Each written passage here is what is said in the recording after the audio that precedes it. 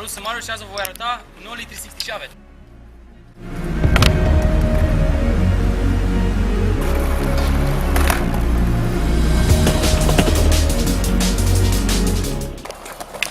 Pentru un Noli 367, poziționarea picioarelor se face exact ca la un Noli shavet, numai că în momentul când dai un double shavet, sari puțin mai mult, ca să aibă timp să-și facă rotația placa.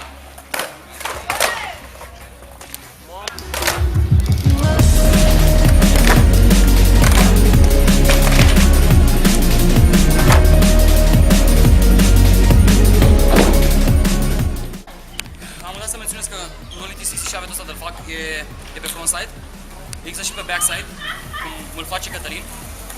Și după ce înveți Noli 360 frontside și backside, poți învăța foarte ușor să dai după aia Noli big spin pe frontside și pe backside. Că sunt cam aceeași, e cam aceeași chestie, numai că faci o rotație de 180 de grade a corpului. Atât.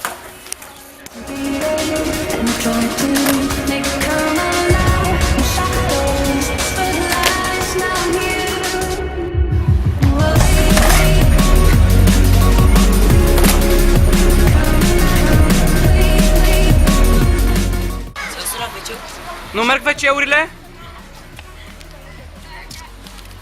Auziți? Dreadul nu mai ai? Dreadurile? Dai WC-ul cu ele și o să dai WC-ul. Și am mai rămas 250. Am eu dreadul.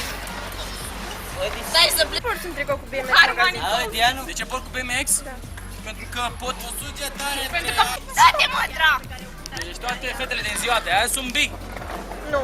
Ba da.